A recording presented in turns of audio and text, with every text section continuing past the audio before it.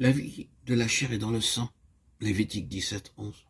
Nous avons un esprit, une âme et un corps. Genèse 2, 7. Lorsque Dieu fit l'homme, il souffla en lui de son propre esprit.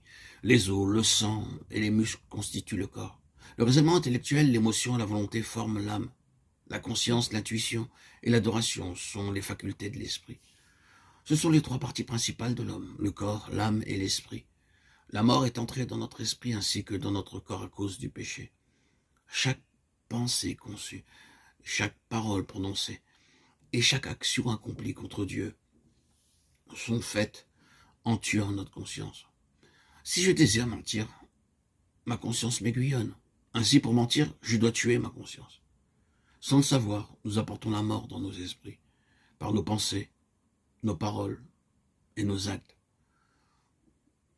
Nous sommes incapables d'entendre la voix de Dieu, de ressentir sa présence ou de le contacter à cause de notre esprit mort.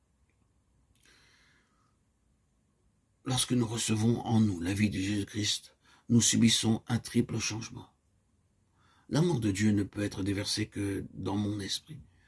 Il ne peut pas se trouver dans mes os, mon sang ou mes muscles. Dieu est esprit. Et avant que cette vie pure ne vienne dans mon esprit, Dieu doit me laver et me purifier entièrement. Nous proclamons par la foi son précieux sang pour notre purification, parce que seul son sang contient la vie éternelle. Notre sang contient la vie physique. Nous vivons aussi longtemps que nos cœurs battent. Dieu déclara il y a longtemps, dans Lévitique 17 au verset 11, la vie de la chair est dans le sang. Car tu n'abandonneras point, mon âme, dans le sépulcre, et tu ne permettras point que ton bien-aimé voie la corruption. Psaume 16, 10. Le Seigneur Jésus-Christ ne pécha pas, jamais. Il était parfaitement saint. Ayant été conçu par le Saint-Esprit, il pouvait défier ses ennemis. Qui de vous me convaincra de pécher? Jean 8, 46. Personne ne put relever le défi. C'est pourquoi son sang nous a rachetés pour la vie éternelle et qu'il ne vit pas la corruption. Psaume 16, 10. Le corps de notre Seigneur ne vit aucune corruption et ce même corps ressuscita. Quiconque mange ma chair et boit mon sang a la vie éternelle.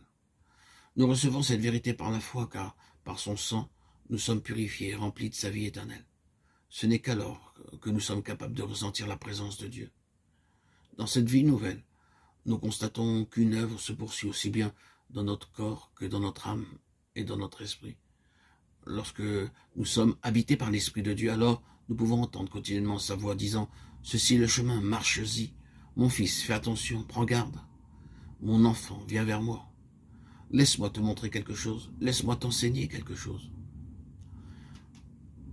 Parfois, lorsque nous sommes profondément endormis, nous nous réveillons en sursaut comme si nous avions entendu une voix nous appeler. Un jour, alors que j'étais profondément endormi, j'entendis très clairement quelqu'un m'appeler par mon nom. Je pensais tout d'abord que c'était un rêve ou mon imagination. Lorsque je me recouchai, j'entendis de nouveau la voix et je me suis levé. Parfois, ceci se produit jusqu'à 3 reprises et la voix retentissait toujours, en disant « Mon enfant, lève-toi, je veux te parler. » Quel privilège, quel honneur de recevoir la parole de Dieu jour après jour pour nos besoins.